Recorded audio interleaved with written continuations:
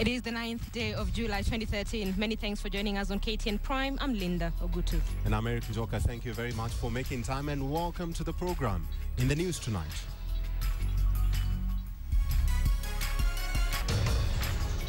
Fortunately, it appears that there's preference to use maybe our port for shipment, but it does not necessarily mean that that the poaching in Kenya is worse off than other places. Cry from the wild. Who is killing Kenya's elephants? We have said, come with guns, come with any weapon. Kenyan teacher is not going to vacate the position of the implementation of legal notice 534. Coping with a strike, a new lifestyle for school children.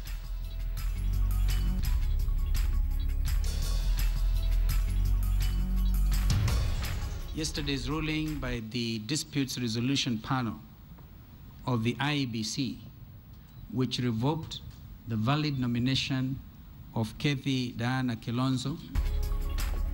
End of the road, or is it? What next for Kathy Kilonzo? And the genie is out of the bottle. Find out on how things work tonight.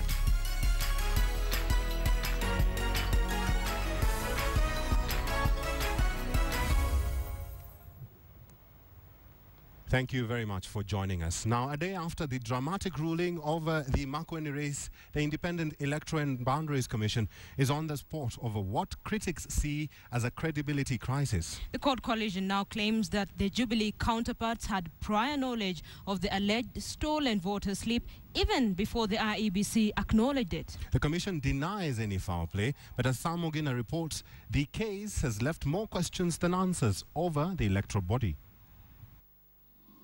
IEBC may have succeeded in halting Kathy Kilonzo's political takeoff in a high-stakes drama-filled hearing, but ultimately the Electoral Commission ended up bruising its already dented public image. The acknowledgement slip was a document of IEBC.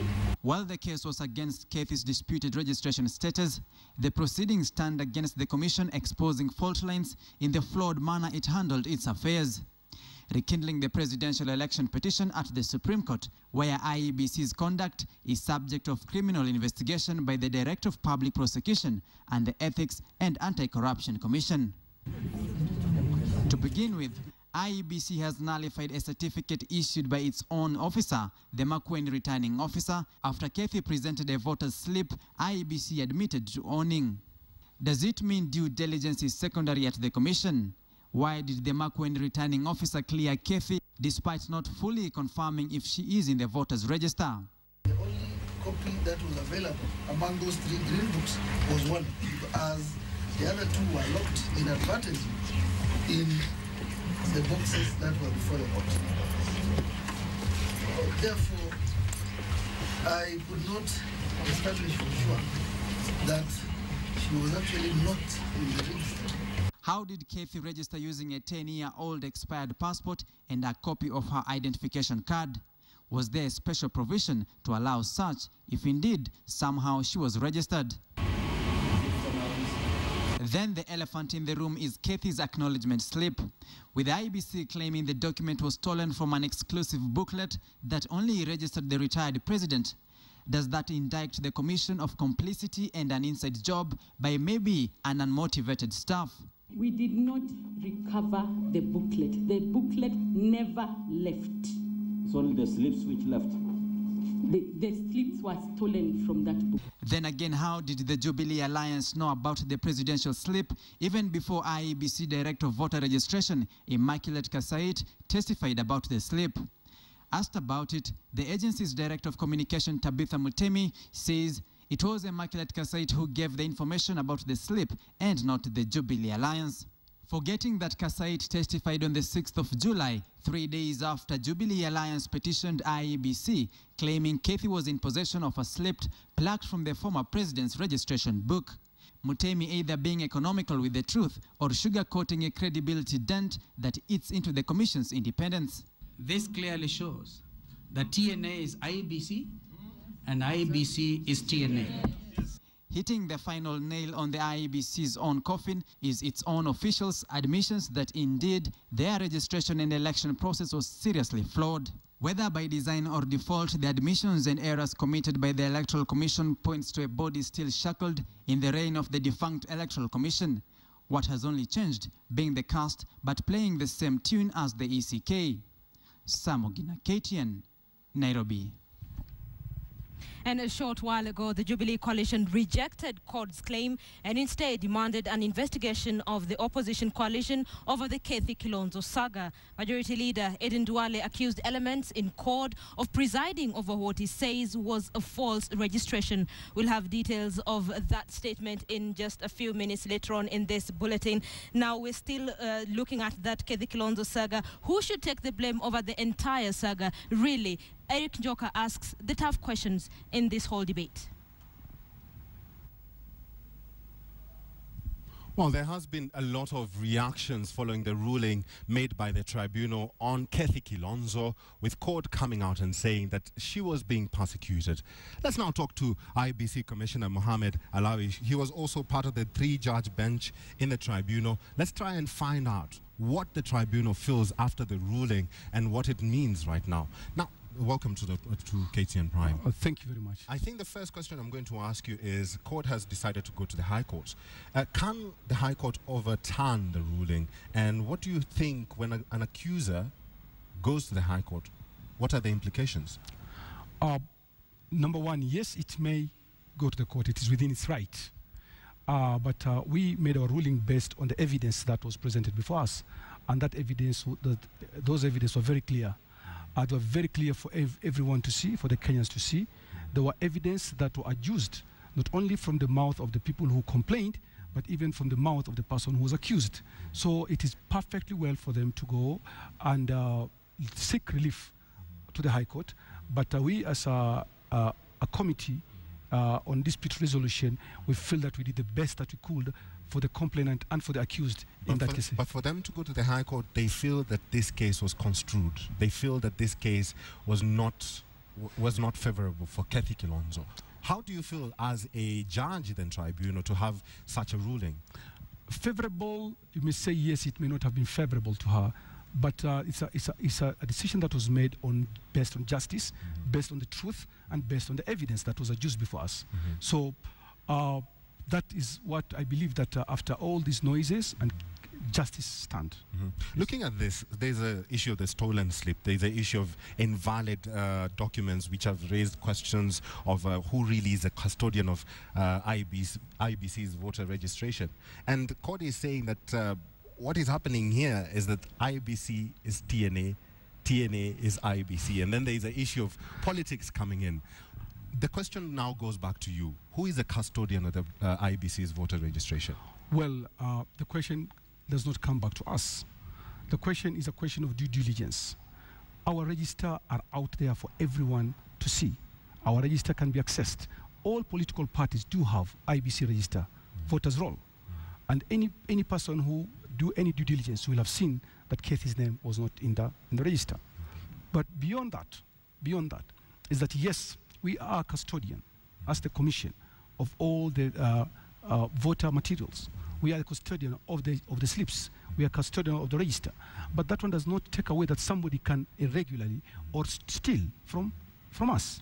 And that much evidence had been adduced, that the issuance of that document was done in a way that is not regular, and it's for that reason that we have ordered, as a committee, investigation and a probe be done on how she was issued or how she acquired that slip.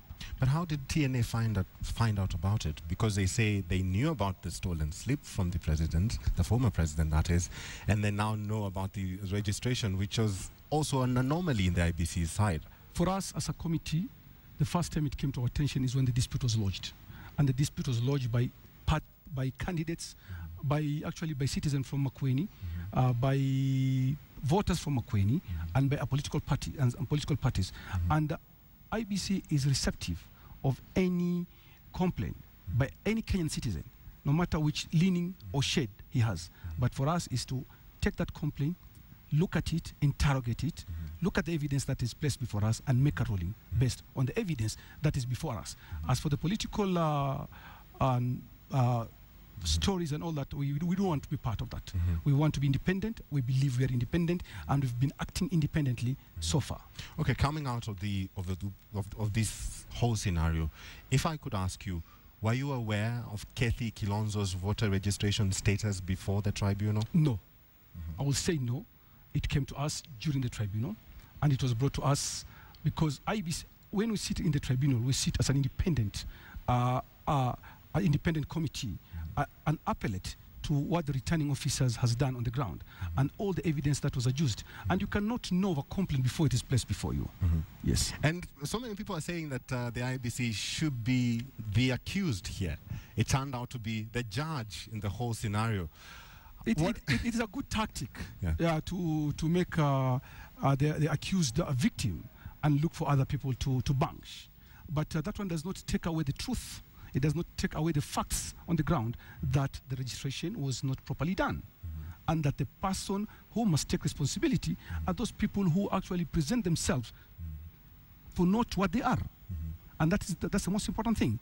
It is one thing to say IBC this, IBC that, but IBC did not present a candidate. IBC did not present itself.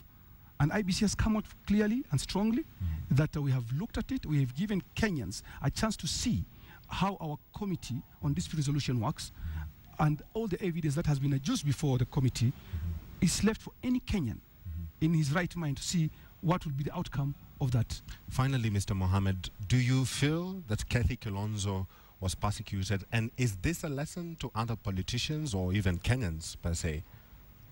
I don't want to talk of Kathy Kilonzo. I want to talk to Kenyans, that any Kenyan who wants to present himself before an election, he must conduct himself in a way that will not jeopardize his reputation, his name, and he must make sure that you are properly registered. We registered Kenyan for 30 days. We sounded every village in this country. Please go and register. And it was free and easy to register in those 30 days. We further went and asked Kenyan to inspect their registration status, which mainly about 20 to 40% did. Yeah. So it is left for Kenyans to know that people must take the responsibility. We are taking our responsibility as IBC, and voters and registered voters and candidates and parties must conduct themselves in a way that is in accordance with the election law. Thank you very much. Mohammed Alawi, an IBC commissioner, talking to KTN. Back to you, Linda. Thank you. All right, Njoka, thank you very much. Eric Njoka there speaking to Mohammed Alawi, Commissioner, Independent Electoral and Boundaries Commission, seeking clarifications and asking the tough questions that lots of Kenyans have been asking since this whole saga broke out. Let's now look at a big question tonight, and we're asking, should the IEBC take the blame over the Kathy Kilonzo registration saga? Of course, Eric Njoka tried to bring that question up with that commissioner. Let's see what your responses will be at the tail end of this bulletin. Let's look at Jubilee's response to this whole thing. And a short while ago, the Jubilee coalition rejected Court's claim and instead demanded an investigation of the opposition coalition over the Kathy Kilonzo saga. Majority Leader Eden Duale accused elements in court of presiding over what he says was a false registration. Here is part of that statement. And we are giving a free advice to the Vice President, former Vice President, that this time round, you cannot hide this under the carpet. So we are asking the Director of CID, we are asking Ethics and Anti-Corruption, we are asking the Oversight Committee on IBC in this Parliament, the Legal and Justice Affairs Committee, to immediately institute an investigation on IBC 1 and bring to book the people who facilitated the fraud that took place as far as the registration of Kathy Kilonzo is concerned. When you find yourself in a hole like this, it is generally wise to stop digging. Kenyans have seen what happened. Kenyans watched how in the pursuit of power, a young, brilliant lawyer with a promising career has been dragged through unnecessary shenanigans and an embarrassing spectacle that reeks of illegality, reeks of fraud, and does not represent the face of the country that we want. This coalition that purports to be the vanguards of reforms and democracy, which even they have in their name, should realize that Kenyans are at a point where the rule of law must be upheld, and that the constitution of this country and the courts are supreme. And we're still on that. Kathy Kilonzo was sure to win the Makueni senatorial seat until the courts nullified her candidature. With only 12 days to the Makueni by-elections, the political environment in that county is starting to take shape. And as Catherine Omwanto reports, she may have won the heart of the nation at the Supreme Court, but she has lost the battle for the Makueni Senate race before it even began. Lawyer and national sweetheart Kathy Kilonzo is out of the Makueni senatorial race. Of concern is the manner in which TNA, a major player in the Jubilee coalition, raised the issue of Kathy's voter registration status without the knowledge of the electoral body, begging the question of who is the custodian of IEBC's vote register. A court ruling nullifying Kathy's candidature leaves three most likely winners. First up, Labour Party of Kenya's Jane Kitundu. It's only 12 days to the by-elections. With such a short period of time, the Coalition for Reforms and Democracy seems to be leaning towards supporting Jane Kitundu rather than fish for another candidate. Jane will be up against political bigwig Haron Mwau, who is running under the Party of Independent Candidates, PIC. Haron has a particular itch for the Makueni senatorial seat. He lost during the general election to Kathy Kilonzo's father, Mutula Kilonzo. On the 7th of March, the late Mutula Kilonzo was declared winner of the Makueni seat with 192,890 votes of the total votes cast, while Mwau got 51,062 votes, less than a third of Mutula's votes. The third possible candidate is Philip Kaloki of NARC, which is part of the larger Jubilee Alliance. His chances are in question given that NARC did not do so well in Eastern in the last election. There is a fourth candidate, little-known Muthoka Katumu, who is running as an independent candidate. Pundits were certain that Kathy Kilonzo would have won the Makueni senatorial seat, even as an independent candidate. However, now that she's out of the picture, it's really anyone's win. Meanwhile, the IEBC has this afternoon written to the CID seeking investigations into the lost acknowledgement slips, even as they continued the preparations for the by-elections by gazetting the list of candidates and polling stations. Catherine Omwanto, KTN. Let's now move to what conservationists fear could be a new sign of danger for Kenya's elephants. A fresh consignment of ivory weighing about 3 tons was seized at the port of Mombasa today, and officials say they cannot tell where the tusks came from. The Kenya Wildlife Service says the seizures are only a sign of their growing efficiency, but as KTN's Rita Tinina now reports, the developments have sent alarm bells ringing in conservation circles. At the port of Mombasa, another seizure. The 3 tons of ivory had been declared as 240 bags of peanuts. Destination, Malaysia. The ivory was netted just 6 days after 1.5 tons of ivory disguised as sun-dried fish maws was recovered at the same port. In fact, since the beginning of the year, at least 7 tons of ivory have been seized at the port of Mombasa alone. Add that to the recoveries in other parts of the country, such as Nairobi and Samburu, and it would paint a picture of an apparent increase in cases of the illegal trade in ivory. But the country's wildlife watchdog sees it differently. It's simply because we have tightened our grip on the inspections. The March 2013 Convention on International Trade in Endangered Species meeting in Bangkok, Thailand, named Kenya as part of the group of 8 countries that keep the illegal trade in ivory flourishing. Kenya and its neighbors Uganda and Tanzania were listed as source and transit countries. The Philippines, Malaysia and Vietnam are transit points, while China and Thailand are destination countries. KWS says recent seizures are part of efforts to delink the country from the Gang of 8. If you compare what is happening in all the range countries, it is only Kenya that appears to be doing excellently in matters of poaching and controlling poaching. But when it comes to the seizures, it has remained just that.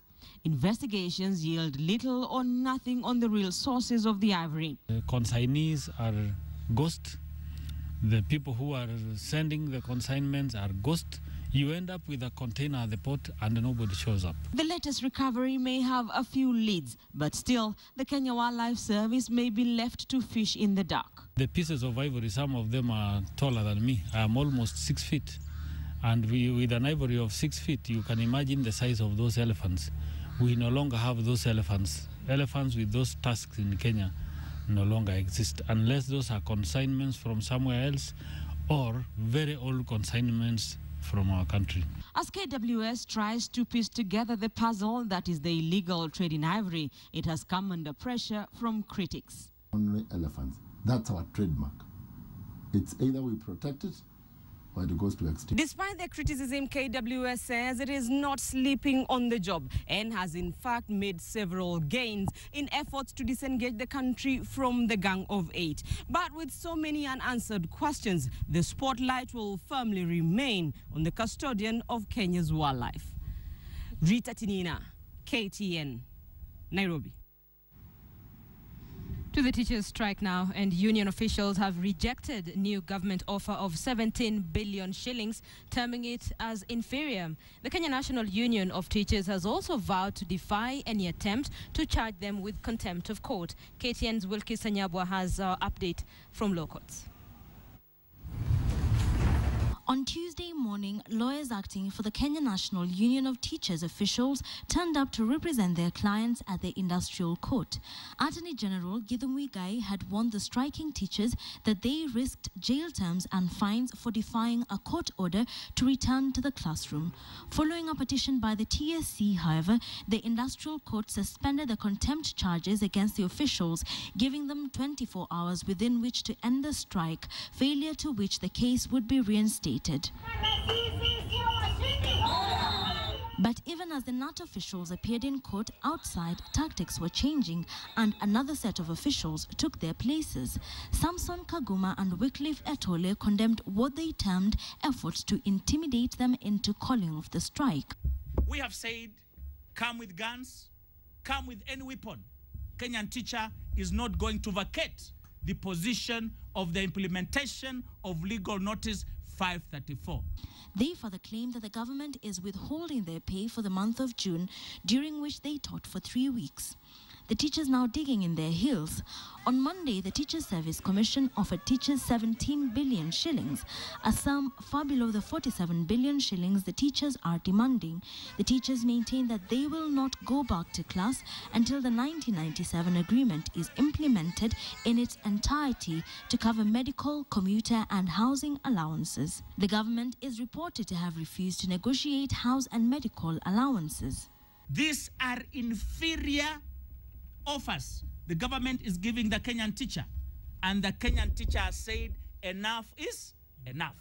Later in the day, both the Kenya National Union of Teachers and the Kenya Union of Post-Primary Education Teachers would go into meetings with the Teachers Service Commission.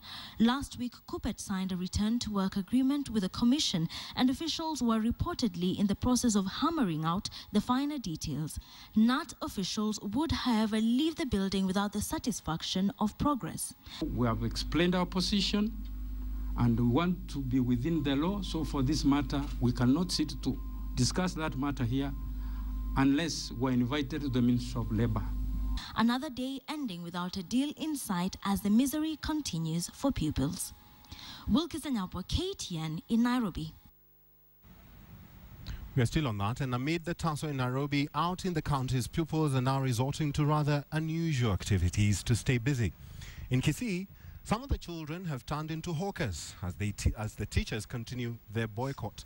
In Meru, however, the pupils have found a way of going to school somehow. But as Patrick Amimo reports, they simply do not have their school uniform. Yes, teachers in Kisii County are on the streets to push the government to honor paying their commuter, responsibility, leave and medical allowances as per the 1997 deal. Classes are deserted and so are staff rooms. Some parents in Kisii, in an attempt to keep their kids busy in the wake of the strike, have sent them to the streets of Kisii town to sell sugarcane to passers-by and locals. Many of these children are supposed to be in class learning, but they are now forced to spend most of the school hours making a living for their parents. Tunataka watoto wakae shuleni, wakae na walimu wao ili wasome wakuje kusaidia maisha ya usoni. Watoto wengi hawapati time hata ya kusoma. Pesa sasa ndio zinawadanganya hapa ndani. And in Meru County, Class 8 pupils at Mwidumwiru Primary School are enjoying a rare privilege. Their teachers have allowed them to attend school wearing civilian clothes. The generous gesture is exclusive for Class 8 pupils, maybe to allow them catch up on the syllabus and ensure the school is not ranked poorly when the hour of reckoning comes. The civilian clothes also ensure pupils are secure because they do not raise eyebrows from teachers who have downed tools.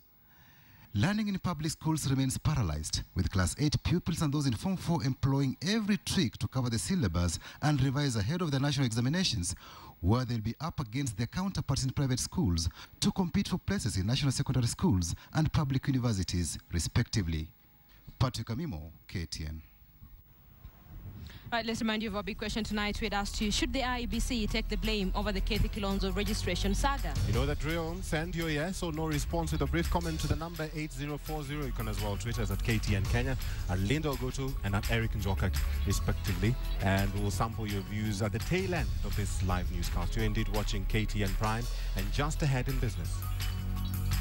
Ahead on KTN Business today, Transparency International releases the Global Corruption Index, and Kenya is not doing very well. Also, CBK holds the benchmark lending rate at 8.5%. Join me, Joy Doreen Bira, on this edition of KTN Business Today.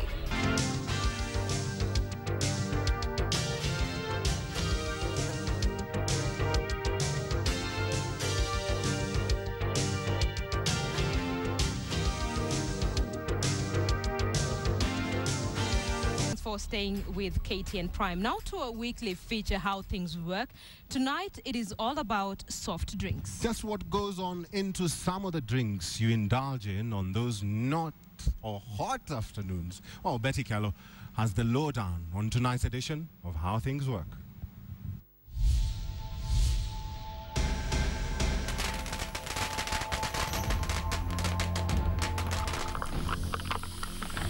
On a hot day, nothing can be more refreshing than an ice-cold soft drink.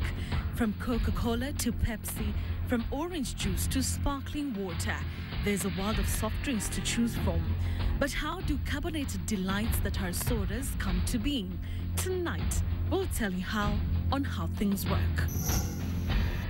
This is the Nairobi Bottlers Limited, one of the largest bottling plants in Eastern Central Africa, working 24 hours a day, 7 days a week. The machines never go off. This plant produces up to 2.4 million servings of soft drinks every day, enough to quench the thirst of almost the entire city of Nairobi's population in a single day. The soft drink making process is mind-boggling. The Sprite production line that we found in operation, for instance, produces up to 28,000 bottles every hour. The process too fast, too blinding. Let's get this started. The basic ingredients of all soft drinks include water, sugar, and carbon dioxide.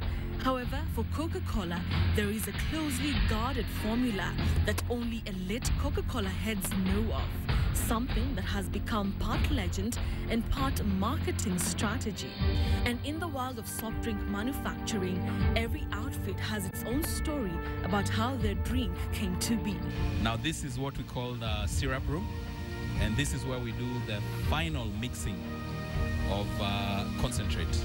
Now what we call concentrate is actually the different parts of the formula. Now we don't know what's in all these different parts.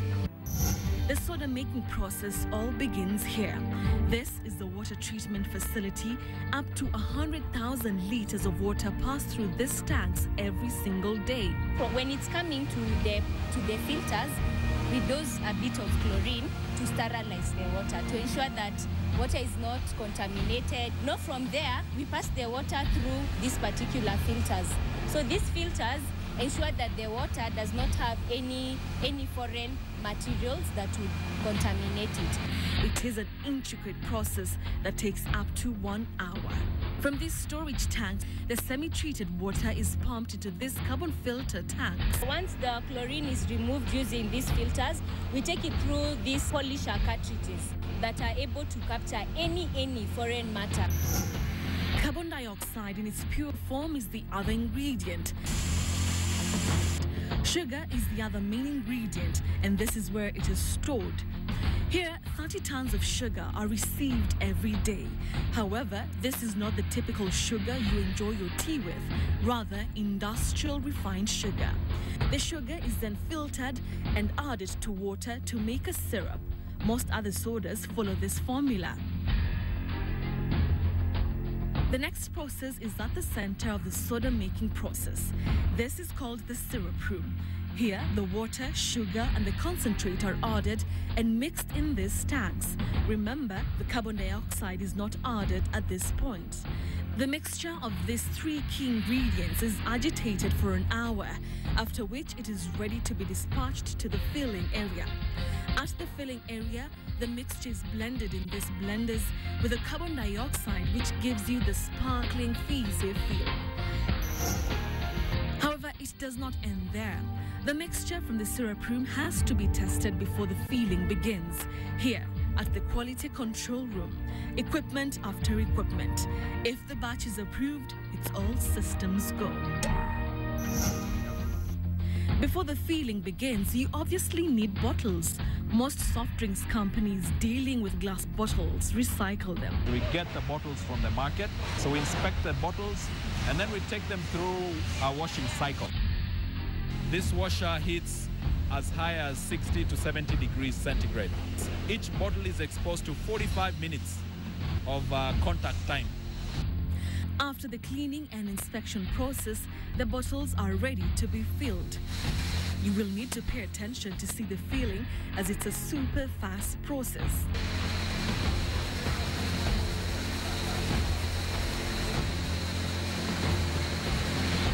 Inspection is once again done, this time to check, among other things, if the batch and expiry dates are in place.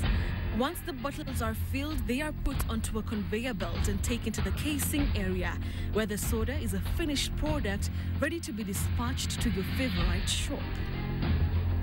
And that is what goes into your bottle of soda. Betty Kyalo, how things work.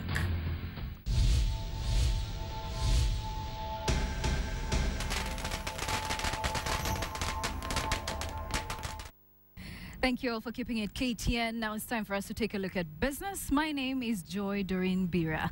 The latest global corruption barometer by Transparency International places Kenya in a deplorable position as the fourth most corruption-prone country in the world, with 1 in every 4 people admitting to have paid out bribes out of the total 95 countries sampled. According to the survey, while business private sector was said to have the least bribes, corruption is widespread among political parties, the police, judiciary, public officials or civil service, parliament, health services, and media, among other bodies. In East Africa, Kenya comes in top position at 70%, Uganda follows closely at 61%, Tanzania in third place at 56%, while Rwanda is the least corrupt with bribery cases at 13%. Recent figures from the government also indicate that Kenya's national treasury loses nearly 4 billion each year in cases of corruption.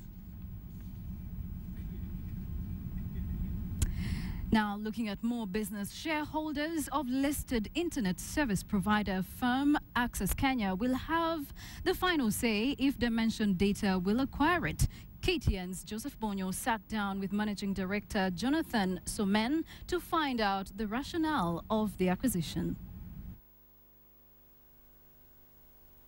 With close to 13 years of operations, Access Kenya is today one of Kenya's leading internet service providers. In a market dominated by mobile service network providers, an estimated 40% market share of the firms is arguable not a mean feat.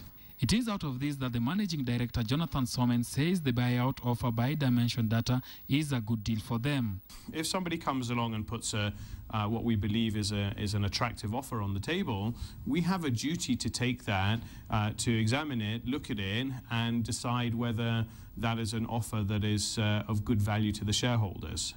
According to the offer document, Dimension Data is offering 14 shillings per share to the 29,000 shareholders of the firm. This will see the South African headquartered firm, which is listed at the London Exchange, pay slightly over 3 billion shillings to acquire 100% of Access Kenya and delist it from the Nairobi Securities Exchange. But like any other sale of this nature, the future of the company, especially its workforce and clients, become a critical element in the negotiations. And if you look at the disclosures of Dimension Data, they've made it very clear that there will be no material changes to the business. We can assure, and we have assured our staff, that in terms of the salaries, if there needs to be a realignment, that won't affect any of the staff. The benefits remain. Currently, Access Kenya serves an estimated 5,000 corporate clients linked to a fiber optic network that runs from Nairobi to the port city of Mombasa. Trading the Access Kenya stock on the Nairobi Security Exchange was suspended at 9 shillings and 55 cents on May 6th when the offer of 14 shillings a share was made. Joseph Bonyo, KTN Business Today. Thanks, Joseph, for that report. Low-cost housing scheme by Jamii Bora Trust has come into focus as residents accuse the trust of going against original plans set up in 1998. Adelaide Chengole has the details. These people were once residents of Mathare, Kibera and Soweto slums living in squalor and poverty. In 1998, they decided to form a self-help group that they could use to get decent housing away from the slums, a feat that was made possible by the Jamii Bora Trust. But in a letter dated 26 June 2012 to the Commissioner of Lands, the members alleged that after several years of cordial relation, the relationship with Jamii Bora Trust has soured. Ilikuwa tupeo nyumba ya bure kulingana vile tulifanya kazi na mikono yetu na madona walikuwa nakuja kutusaidia. According to the residents, the bone of contention is an initial agreement which they say would have seen them pay only 350,000 shillings for their homes. But now Jamii Bora has handed over the management of their houses to a third party which has commercialized the properties to the detriment of the group. Ile kitu nakatukasiriza mpaka tufike hapa ni kusikia sisi ni wasee na tuaje tukiwa wa mama wachanga namna hii. Sasa sisi wasee tutaenda wapi? But in a statement to Newsroom, Urbanis Africa, the developer on ground, indicated that they were only brought into the property in 2010 to turn around the investment. Urbanis insists that the project, to the best of their understanding, has never been a charity. Even then, the group is calling on the chairman of the National Land Commission to freeze any transaction on the said pieces of land to ensure that they are not alienated, transferred, or disposed of without due process. Adelaide Chengole, KTN Business Today. And that's it from the business desk. But just so you know, the Central Bank of Kenya has maintained its lending rate at 8.5%. It's time for us now to take a look at the money market, see how the Kenya shilling is doing and how the listed companies performed today.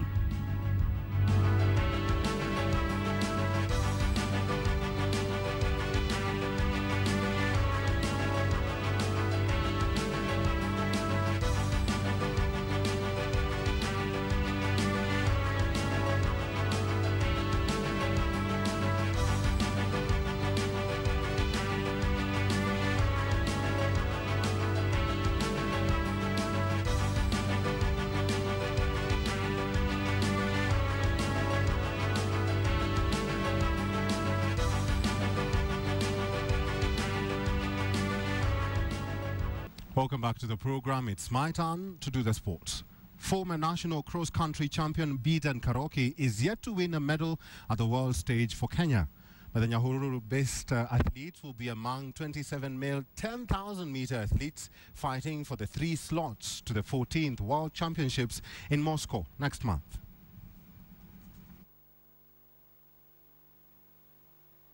Bidan Karoki Mushiri hit headlines on February the 18th, 2012 after he beat an array of world-class athletes at the National Cross-Country Championships when he clocked a time of 35 minutes 19.02 seconds.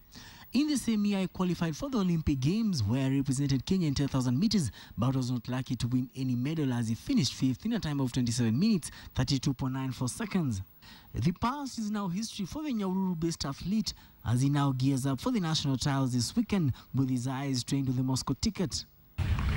Nilianza kujitayarisha after Oregon nikibia 10,000 Na ninajua nimejitayarisha vizuri. Mazoezi yenyewe nimefanya vizuri. Na ninajua kwamba naweza ingia kwa timu. Karaoke spends most of his time in Japan, finished 4th in the Prefontaine Classic last month in Oregon, United States, and now feels that the competition 10,000 meters men's race will be intense. Yenyewe kuna upinzani mkubwa, lakini mimi nitaenda kukimbia bio yangu. Si waogopa kama wenye tuko nao Japan wako wakimbiaji 9 ambao wanajua ni very strong. Lakini nikungengana, tangengana. Karaoke has been training in Nyahururu since June and is also the All-Africa Games silver medalist over the distance. Victor Ogale, KTN Sports. We wrap it up on that note, but just before we go, let's look at our big question tonight. We had asked you, should the IEBC take the blame over the KTN Kilonzo registration saga? 66% of you say yes, 34% of you say no. Joka, you want to sample some of the Yes, I only have 2 here. Patrick Mugo, you say, of course, yes. Does it mean that when they cleared her, they were not sober? Then there's Osman Mohammed, you say, actually, you ask a question. How can you be a judge of your own case? IEBC registered her, accepted her participation, and then revoked it. Thank you very much for your feedback. That's all the time we had for you on KTN Prime tonight. I'm Eric Njoka. I'm Linda Gutu. Sleep well.